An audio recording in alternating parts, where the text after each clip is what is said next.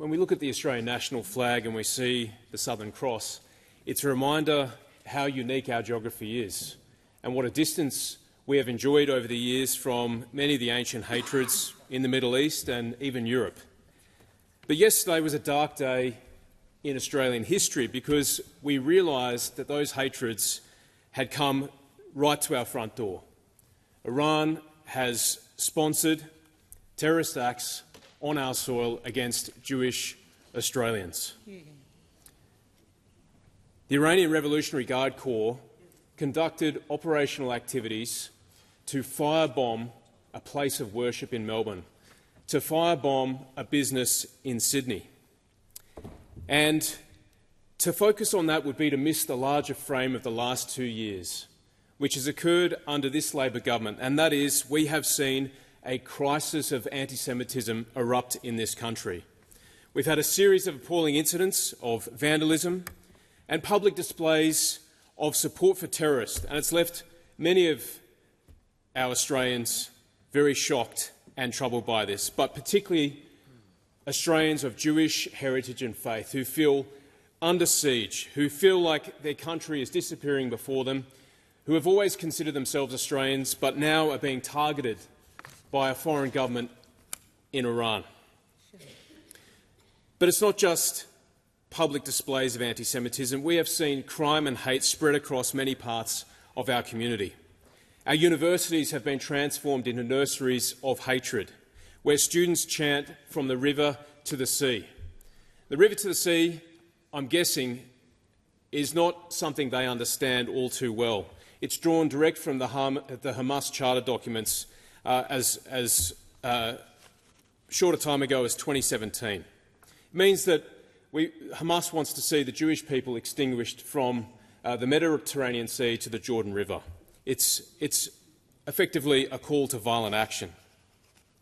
We've seen a shocking campaign of terror across our country as cars and homes have been vandalised. We've even seen a childcare centre set alight and graffitied with anti-Semitic messages. And just last week we saw a Hamas flag flown at a protest in Brisbane. It is shameful. And people are tired of it. And under this government we've seen inaction, we've seen a lack of political leadership, we've seen a lack of moral clarity. We've seen taxpayer funds gone to extremist community organisations that undermine social cohesion. Labor gave more than $1.5 million in funding to a group whose employee called October 7th a day of courage and who vowed that Islam would dominate. We've seen Labor funnel taxpayer funds to prop up its vote. 80% of organisations that shared in Labor's $30 million package to support Palestinian Muslim communities went to groups in Labor-held seats. This is not the sort of thing that this government should be doing. They should be fostering social cohesion. And on this question of listing of the IRGC, for the last 2.5 years the Coalition has called on the Albanese government to list the IRGC as a terrorist organisation. And my good friend, the member for Berowra, made these calls in the House of Representatives as early as February 2023, stating that the opposition was ready and willing to work with the government on any legislative changes to amend the criminal code to see the listing occur. We called on the government 10 times in the last 2 years to make the listing. Senator Claire Chandler, her Senate inquiry gathered compelling evidence from the Jewish community and the Persian community that the IRGC was operating as a terrorist organisation. I just want to emphasise to this House what a fine line it is between bombing a synagogue and actually murdering people. We could have had a foreign government, through its military arm, murdering Australian citizens, effectively conducting assassinations against the Australian people. That's how significant this was.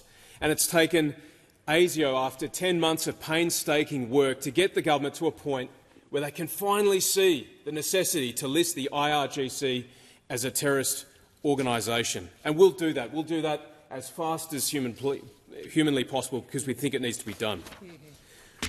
Today we're calling on the Labor government to start showing moral clarity. It shouldn't take an envoy with a report and its neglected recommendations to bring them to action. Australians out in the streets can see very clearly that we have a serious problem with anti-Semitism, that Australians of Jewish faith and heritage feel under siege.